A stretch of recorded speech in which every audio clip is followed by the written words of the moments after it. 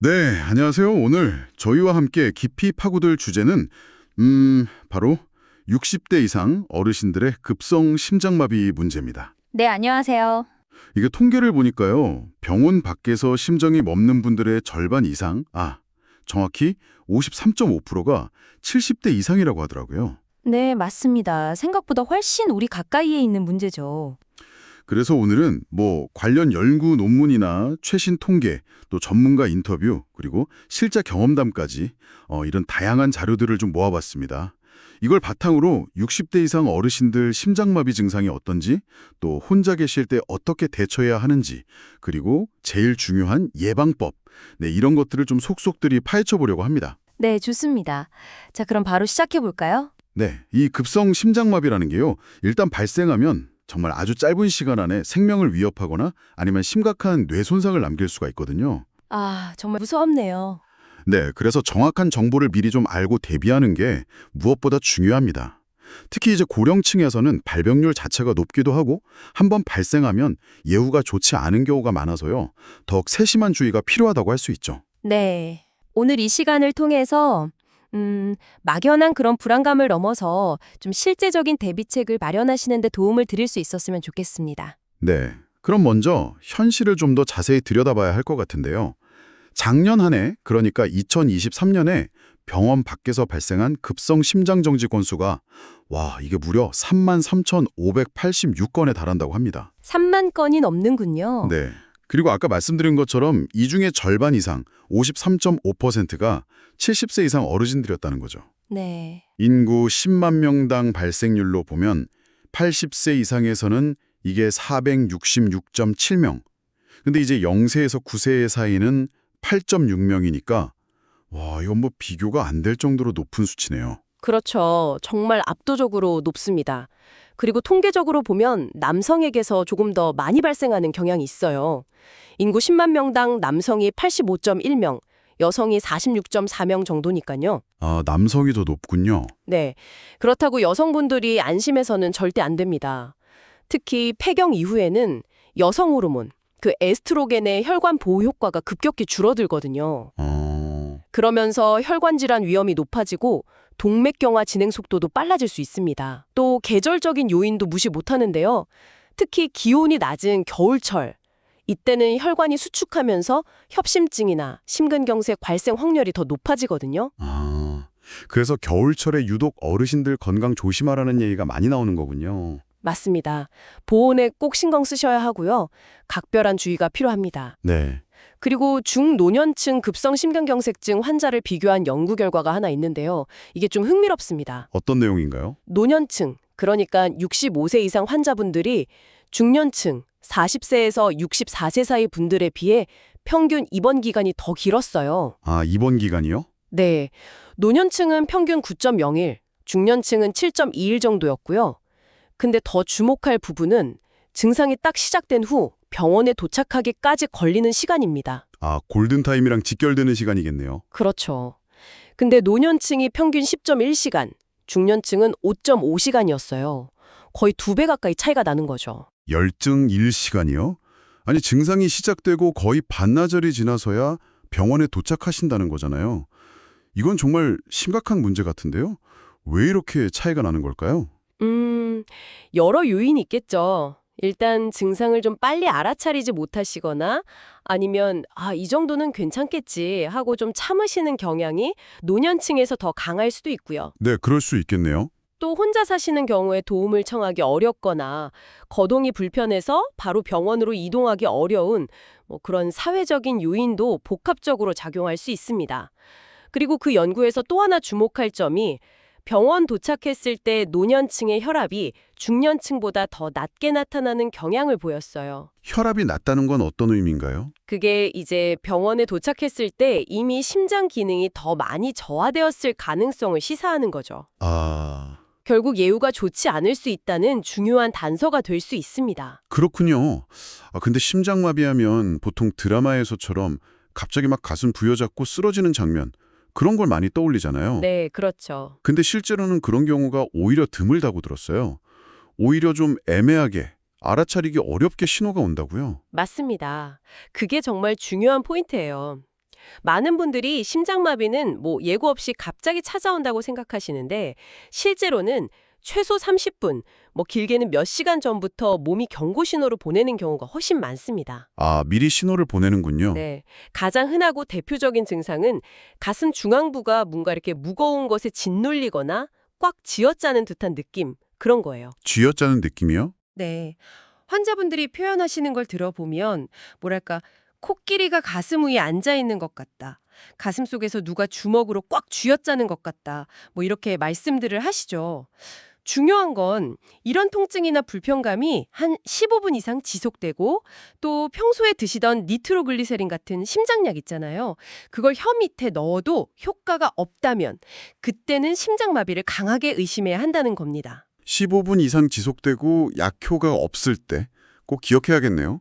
근데 통증이 꼭 가슴에만 있는 건 아니라고요? 다른 부위로 퍼지려고 한다면서요? 네, 정확합니다. 가슴 통증이 왼쪽 팔 안쪽으로 이렇게 뻗어나가는 경우가 흔하고요.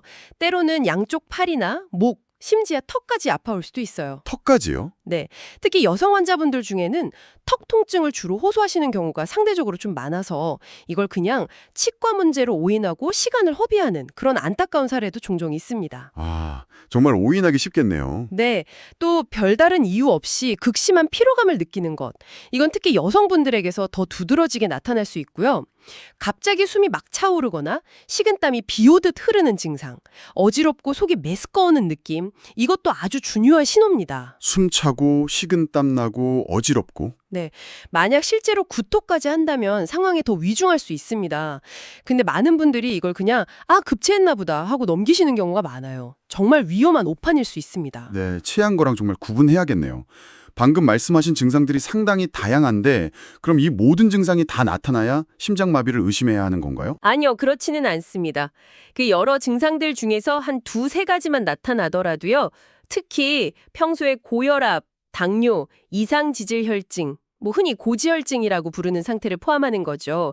이런 기저질환이 있거나 담배를 피우셨거나 지금도 피고 계신 60대 이상이라면 즉시 심장마비를 의심하고 대처해야 합니다. 두세 가지만 나타나도요? 네. 특히 당뇨병을 오래 앓으신 분들은 그 당뇨병성 신경병증 때문에 통증을 느끼는 신경 자체가 좀 둔해질 수 있거든요. 아, 통증을 잘 못 느끼시는군요. 그래서 전형적인 가슴 통증 같은 증상을 거의 또는 전혀 못 느끼는 무통성 심근경색이 올 수도 있습니다.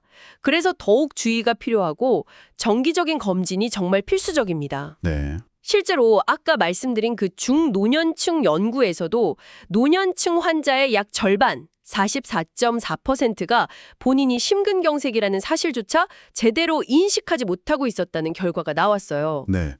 절반 가까이가요? 44.4%요? 와, 그건 정말 충격적인데요. 증상에 대해 제대로 아는 게 얼마나 중요한지 새삼 깨닫게 됩니다. 네. 그래서 오늘 저희가 이런 정보들을 나누는 게 더 의미가 있다고 생각합니다. 네, 정말 그렇습니다. 증상을 빨리 알아차리는 게 정말 중요하군요. 하지만 가장 좋은 건 역시 이런 일이 아예 일어나지 않도록 예방하는 거겠죠. 맞습니다. 예방이 최선이죠. 평소에 어떤 점들을 가장 신경 써야 할까요? 가장 기본적이면서도 가장 효과적인 건 역시 건강한 생활 습관을 유지하는 겁니다. 몇 가지 핵심적인 부분을 좀 짚어볼게요. 네, 첫째는 식습관인데요. 과식을 피하고 식사 후에 배부르다 이게 아니라 조금 아쉽다? 약간 허기진 느낌이 들 정도에서 멈추는 게 좋습니다. 약간 부족한 듯이 먹는 거요? 네. 과식으로 남는 에너지는 결국 몸속에 지방으로 쌓여서 심혈관 질환의 원인이 될 수 있거든요. 특히 밤늦게 먹는 야식, 그리고 너무 맵거나 짠 자극적인 음식, 이런 건 혈압을 올리고 혈관을 수축시킬 수 있으니 피하는 게 좋습니다. 평소에 음식을 좀 싱겁게 드시는 습관을 들이는 게 중요해요. 네, 야식, 맵고 짠 음식 피하기. 두 번째는 규칙적인 운동입니다. 운동을 전혀 안 하시던 분이라면 처음부터 너무 무리하지 마시고 걷기처럼 좀 낮은 강도에서 시작하는 것이 안전하고요. 날씨가 너무 춥거나 더울 때는 실외 운동은 피하고 실내에서 하는 게 좋습니다. 네, 그리고 운동 중에 땀을 흘렸다면 탈수를 막고 혈액이 끈적해지는 걸 방지하기 위해서 반드시 충분히 수분 보충을 해주셔야 하고요. 특히 노년층에게는 걷기 운동이 참 좋은데요. 가능하다면 한 번에 30분 이상 약간 숨이 찰 정도로 지속하는 것이 효과적입니다. 30분 이상 약간 숨찰 정도로 걷기. 네. 근데 좀 안타까운 건 아까 말씀드린 그 연구에서 심근경색 치료 후에도 운동을 꾸준히 실천하지 않는 노년층 비율이 24.3%로 중년층의 7.9%보다 훨씬 높게 나타났어요. 아, 치료 후에도 운동을 잘 안 하시게 되는군요. 네. 이건 이제 노년층이 운동을 꾸준히 실천하도록 돕기 위한 어떤 지속적인 격려나 관리가 필요하다는 걸 보여주는 거죠. 그렇군요. 세 번째는 뭔가요? 세 번째는 금연과 절주입니다. 이건 정말 아무리 강조해도 지나치지 않습니다. 그렇죠. 100번 강조해도 모자라죠. 네. 특히 흡연은 심근경색이 발생하는 연령을 크게 낮추는 주요 원인이고요. 심근경색을 겪은 후에 치료를 잘 받았더라도 계속 담배를 피우면 사망률이 훨씬 높아집니다. 아, 치료 후에도요? 네. 그 중노년층 연구 결과를 다시 보면 발병 전의 중년층의 흡연율과 음주율이 노년층보다 높았고요. 치료 후에도 금연에 성공하지 못한 비율 역시 중년층에서 더 높게 나타났습니다. 이게 뭘 의미하냐면 젊을 때부터 건강한 습관을 들이는 게 노후 건강에 얼마나 중요한지를 보여주는 결과라고 할 수 있죠. 네, 젊을 때부터의 습관이 정말 중요하군요. 이런 생활 습관 개선과 함께 원래 가지고 있던 고혈압이나 당뇨 같은 기저질환 관리, 이건 또 얼마나 중요한가요? 이것도 빼놓을 수 없을 것 같은데요? 아, 물론입니다. 정말 중요하죠. 고혈압, 당뇨병, 이상지질혈증, 고지혈증이죠. 이 세 가지가 심내혈관 질환을 일으키는 3대 주요 위험 요인인데요. 초기에는 또렷한 증상이 없는 경우가 대부분이라서 침묵의 살인자다고도 불리잖아요. 네, 맞아요. 증상이 없어서 더 무서운 것 같아요. 그렇죠. 따라서 40대 이후, 특히 60대 이상에서는 정기적으로 자신의 혈압, 혈당, 콜레스테롤 수치를 확인하는 것이 매우 중요합니다. 네, 정상 수치는 어느 정도인가요? 참고로 정상혈압은 수축기 120mmHg 미만, 그리고 이완기 80mmH 미만이고요. 고혈압 1단계는 140-90mmHg 이상입니다. 정상 공복 혈당은 100mg/dl 미만이고 126mg/dl 이상이면 당뇨병으로 진단하고요. 아, 그렇군요. 만약 검사상 이상이 발견되면 반드시 의사의 진료를 받고 약물 치료가 필요하다면 처방된 약을 꾸준히 복용하는 것이 핵심입니다. 절대로 증상이 없으니까 괜찮겠지?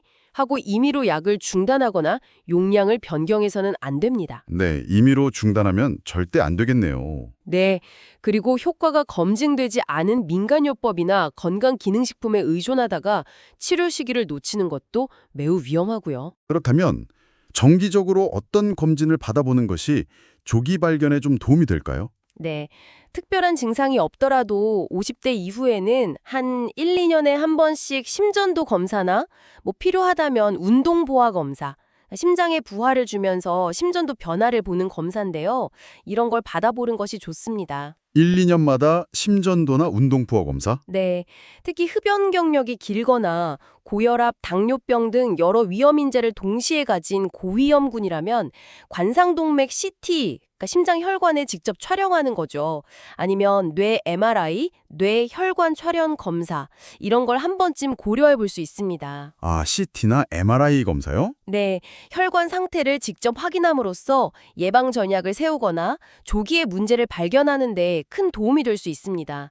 그리고 추가적으로 만 54세에서 74세 사이면서 30감년 이상, 예를 들어 매일 한 갑씩 30년 동안 피우신 경우죠. 이런 흡연 경력이 있는 폐암 고위험군은 국가암검진 권고안에 따라서 2년마다 저설량 흉부 CT 검사를 받는 것이 좋습니다. 폐암 검진이 심장과도 관련이 있나요? 심장질환과 폐질환은 위험 요인에 공유하는 경우가 많기 때문에 함께 점검하는 것이 좋다는 의미입니다. 아, 그렇군요. 정말 생각하고 싶지 않은 상황이 있지만 만약에 혼자 있을 때 심장마비 증상이 나타난다면 와, 정말 눈앞이 캄캄해질 것 같아요. 그렇죠. 상상만 해도 아찔하죠. 이때 어떻게 해야 살 수 있을까요? 제가 자료를 보니까 한 81세의 심장 전문의 선생님께서 단 10초 안에 제대로 대처하면 생존 확률이 90%까지 올라갈 수 있다. 이렇게 강조하시더라고요. 네, 맞습니다. 심장마비 증상이 시작되면 정말 그 첫 순간 특히 첫 1분이 생사를 가르는 골든타임입니다. 그래서 혼자 있을 때를 대비한 응급처치법을 미리 알아두고 가능하다면 머릿속으로 한번 시뮬레이션을 해보는 게 정말 중요합니다. 네. 어떤 방법들이 있을까요? 7가지 단계로 나누어서 좀 구체적으로 설명을 드릴게요. 꼭 기억해 두시기 바랍니다. 네, 귀 기울여 듣겠습니다. 첫째, 즉시 하던 모든 일에 멈추고 안전하게 앉아야 합니다. 증상을 느끼는 순간 걷고 있었든 TV를 보고 있었든 즉시 멈추세요. 그리고 반드시 등받이가 있는 의자나 소파에 등을 기대어 앉으셔야 합니다. 바닥에 주저앉거나 특히 절대 눕지 마세요. 아, 눕는 게 안 좋은 거군요. 네, 누우면 폐에 물이 차는 폐부종이 생겨서 호흡이 더 곤란해질 수 있습니다. 알겠습니다. 첫째, 멈추고 앉기. 둘째는요? 둘째, 가능하다면 아스피린 100mg 하나를 씹어서 복용합니다. 그냥 삼키는 것보다 씹어서 복용해야 입안 점막을 통해 또 펠리 흡수되거든요. 그래서 혈전, 피떡이 생기는 걸 막는데 더 효과적입니다. 아, 씹어서 먹는 거구나. 네, 물론 집에 상비용 아스피린이 없다면 당황하지 말고 다음 단계로 넘어가시면 되고요. 아스피린 알레르기가 있거나 위장출혈 병력이 있거나 의사에게 복용 금지 지시를 받은 분은 절대 드시면 안 됩니다. 네, 아스피린 씹어 먹기. 세 번째는요? 셋째, 119에 신고합니다. 이때 가장 중요한 건 의식이 점점 흐려질 수 있으니까 다른 말보다 정확한 주소부터 명확하게 말하는 거예요. 예를 들어 서울시 강남구 역삼동 123번지 삼성아파트 101동 5025입니다. 심장마비 증상이 있는 환자입니다. 81세 남성이고 지금 가슴이 아프고 숨쉬기 힘듭니다. 이렇게 구체적으로 또박또박 말씀하시는 게 중요합니다. 네, 주소부터 정확하게. 네 번째는요? 넷째, 구급대원이 신속하게 집 안으로 들어올 수 있도록 문을 열어두어야 합니다. 현관문을 열어두거나 만약 비밀번호 잠금 장치라면 큰 종이에 비밀번호를 적어서 문에 잘 보이게 붙여두세요. 열쇠를 사용한다면 문밖 바닥이나 화분밑처럼 찾기 쉬운 곳에 두는 것도 방법이고요. 아, 혹시 도둑 들까 걱정할 때가 아니군요. 그렇죠. 혹시 도둑이 들면 어쩌지? 이런 걱정보다 지금은 생명을 구하는 것이 훨씬 더 중요하고 급한 일입니다. 맞습니다. 문 열어두기. 다섯 번째는 뭘까요? 다섯째, 올바른 자세를 유지합니다. 소파나 침대에 45도 각도로 비스듬히 기대 앉고요. 쿠션이나 베개 등을 이용해서 다리를 심장보다 약간 높게 올립니다. 이 자세가 뇌로 가는 혈류를 유지해주고 심장에 부담을 덜어주는 데 도움이 됩니다. 다시 한번 강조하지만 절대 똑바로 눕지 마시고 물이나 음식을 섭취하는 것도 절대 안 됩니다. 기도로 넘어갈 위험이 있어요. 45도로 기대 않고 다리 올리기. 눕거나 먹으면 안 된다. 여섯 번째는요? 여섯째, 가족에게는 전화통화 대신 짧은 문자로 상황을 알립니다. 전화를 걸면 말을 해야 하니까 심장에 부담을 줄 수 있고 또 놀란 가족들이 이것저것 질문하면 응급 상황에 차분히 대처하기 어려울 수 있거든요. 그렇죠. 말하는 것도 힘들 수 있겠네요. 네, 그래서 나 심장마비 증상이 있어서 119 불렀어. 아마 서울대병원 응급실로 갈 것 같아. 너무 걱정 말고 병원으로 와줘. 이런 식으로 간단하고 명료하게 여러 가족 구성원에게 동시에 문자를 보내는 것이 좋습니다. 네, 전화 대신 문자로 간단히. 마지막 일곱 번째는 뭔가요? 천천히 숨을 들이마시고 입술을 오므려서 후 소리를 내며 6초 동안 천천히 내쉽니다. 가슴이 아니라 배를 부풀리면서 복식 호흡을 하는 것이 중요하고요. 이게 긴장을 완화하고 심장의 부담을 줄여주는 데 도움이 됩니다. 4초 들이쉬고 6초 내쉬는 심호흡. 네, 정말 구체적이고 실용적인 방법들이네요. 혼자 있을 때 이 7단계를 꼭 기억하고 실행하는 게 정말 중요하겠습니다. 네, 맞습니다.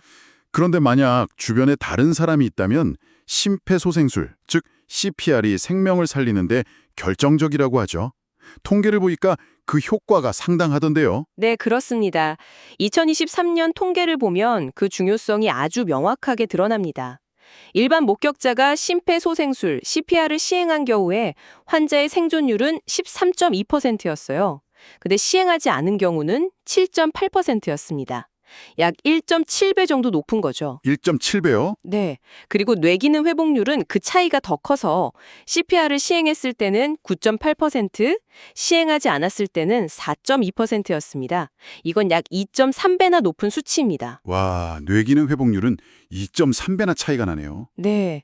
중요한 건 병원 밖 급성 심장 정지의 약 47%가 가정에서 발생하고 가족이 처음 목격하는 경우가 가장 많다는 사실이에요. 아, 절반 가까이가 집에서 발생하고 가족이 발견하는군요. 그렇죠. 따라서 온 가족 구성원이 CPR 방법을 정확히 배우고 익혀두는 것이 내 가족의 생명을 구할 수 있는 가장 확실한 방법 중 하나라고 할 수 있습니다. 네. 1.7배, 2.3배. 그 차이가 정말 크네요. 가족 모두가 CPR을 할 줄 아는 것이 정말 선택이 아니라 필수처럼 느껴집니다. 자, 그럼 심장마비라는 큰 위기를 넘겼다고 해서 모든 게 끝나는 건 아닐 텐데요. 그렇죠. 건강을 되찾고 또 재발을 막기 위한 노력이 계속 필요하겠죠. 바로 이 지점에서 심장 재활의 중요성이 언급되는 것 같습니다. 맞습니다. 심장재활은 단순히 심장병 치료의 부가적인 과정이 아니고요. 치료의 마지막 단계이자 건강한 삶으로 온전히 복귀하기 위한 필수적인 과정이라고 할 수 있습니다. 필수 과정이다. 네. 흔히 그냥 운동만 하는 걸로 생각하기 쉬운데 실제로는 환자 개개인의 상태에 대한 정밀한 평가를 바탕으로 해서 맞춤형 운동치료, 영양상담 및 식이요법 교육, 금연이나 스트레스 관리 같은 위험인자 관리 교육, 이런 것들을 모두 포함하는 포괄적인 프로그램입니다. 아, 운동뿐만 아니라 식단, 생활습관 교육까지 다 포함하는 거군요. 네, 맞습니다. 그렇다면 심장 재활이 구체적으로 어떤 긍정적인 효과들을 가져오나요? 일단 환자의 심폐운동 능력을 안전하고 효과적으로 회복시키는 건 물론이고요. 불안감이나 우울감을 줄여서 심리적인 안정감을 되찾는 데도 큰 도움을 줍니다. 과학적으로는 혈관 내피세포 기능을 개선하고 몸 전체의 염증 수치를 낮추는 등 다양한 긍정적 효과가 입증되었고요. 네. 가장 중요한 결과는 심장 재활을 꾸준히 받은 경우에 심장병의 재발률이 15%에서 20%까지 감소하고 심장 관련 사망률은 25%에서 40%까지 현저히 감소한다는 보고가 있습니다. 와, 재발률과 사망률을 그렇게까지 낮출 수 있군요. 네, 심부전 환자의 삶의 질 개선에도 매우 효과적이고요.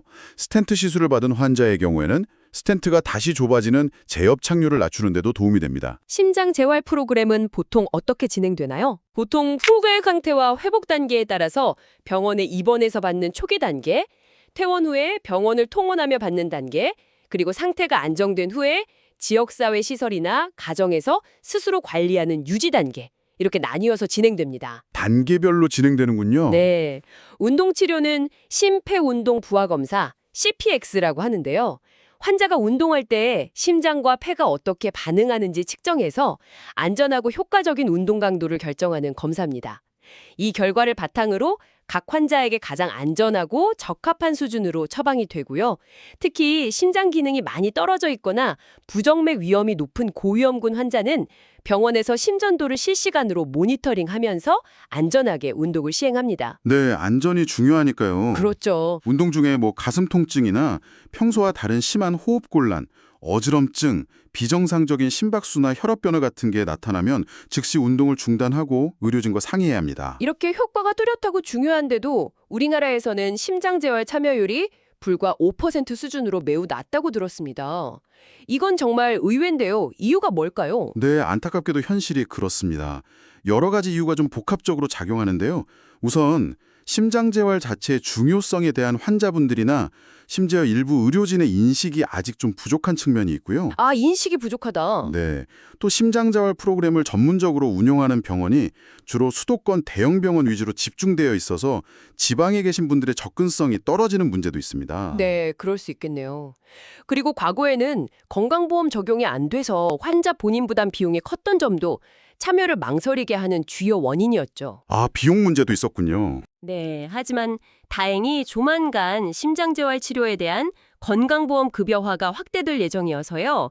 앞으로는 비용 부담이 좀 줄어들고 참여율도 점차 높아질 것으로 기대하고 있습니다. 아, 다행이네요. 급여화가 되는군요. 네, 더 나아가서는 스마트폰 앱이나 웨어러블 기기를 활용한 가정 기반 원격 재활 프로그램처럼 환자들이 더 편리하게 참여할 수 있는 다양한 모델 개발도 필요하고요. 궁극적인 목표는 심장 재활이 필요한 모든 환자가 적절한 프로그램을 통해서 후유증을 최소화하고 건강한 삶을 유지하도록 돕는 것입니다. 네. 오늘 60대 이상 어르신들의 심장마비에 대해서 정말 많은 이야기를 나눴습니다. 핵심을 다시 한번 정리해보면 이렇겠네요. 첫째, 전형적인 가슴 통증 외에도 이유 없는 극심한 피로감, 갑작스러운 숨가쁨, 턱이나 팔로 퍼지는 통증 같은 미묘한 경고 신호를 절대 가볍게 여기지 말아야 한다는 것. 네, 맞습니다. 둘째, 만약 혼자 있을 때 이런 증상이 나타난다면 당황하지 말고 오늘 배운 7가지 응급처치법, 즉시 멈추고 앉기, 가능하다면 아스피린 씹기, 119 신고 시 주소부터 말하기, 문 열어두기, 45도 자세와 다리 올리기, 전화 대신 문자로 알리기, 천천히 심호흡하기, 이걸 침착하게 실행해야 한다는 거죠. 그렇죠. 아주 중요합니다.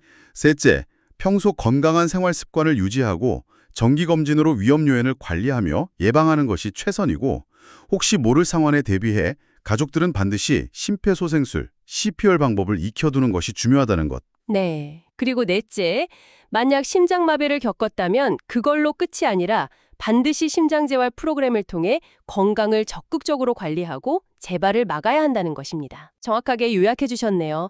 특히 혼자 생활하시는 어르신들께서는 오늘 상세히 알려드린 7가지 응급처치법과 더불어서요. 평소에 미리 준비해두면 위기 상황에서 정말 큰 도움이 될 수 있는 4가지 준비 습관을 꼭 기억하고 실천해 보시길 권합니다. 4가지 준비 습관이요? 어떤 건가요? 첫째는 실제 상황처럼 현관문 열고 비밀번호 적은 종이 굳히는 연습을 가끔 해보시는 거예요. 아, 연습을 해보라. 네.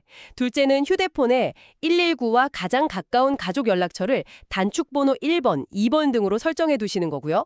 셋째는 스마트폰 잠금 화면에 긴급정보 기능 같은 걸 활용해서 본인의 이름, 혈액형, 복용 중인 약, 앓고 있는 질환, 비상 연락처 등을 저장해 두시는 겁니다. 구급대원이 이걸 활용할 수 있거든요. 아, 잠금 화면 정보 저장? 유용하겠네요. 네. 그리고 넷째는 비상용 아스피린, 해당되는 경우 과 이 7가지 응급처치 요령을 간단히 적은 메모지를 냉장고 문처럼 눈에 잘 띄는 곳에 붙여두시는 겁니다. 4가지 준비 습관, 연습, 단축번호, 잠금 화면 정보, 메모 부착. 네, 이처럼 미리 알고 준비하는 것과 그렇지 않은 것의 작은 차이가 위기의 순간에 당신의 생명을 가를 수도 있습니다. 네, 오늘 저희가 전해드린 정보가 당신의 건강한 노후를 지키는데 정말 든든한 길잡이가 되기를 진심으로 바랍니다. 자, 그렇다면 이 모든 정보들이 지금 당신에게는 무엇을 의미할까요? 오늘 당장 당신의 소중한 심장 건강을 위해, 그리고 혹시 모를 응급 상황에 대비해 실천할 수 있는 단 한 가지는 무엇일지 잠시 시간을 내어 한번 생각해 보시는 건 어떨까요? 건강은 문제가 생기기 전에 지킬 수 있을 때 지키는 것이 최선입니다. 오늘부터 시작하는 작은 관심과 꾸준한 실천이 모여서 당신이 건강하고 행복한 삶을 오래오래 누리시기를 진심으로 응원합니다.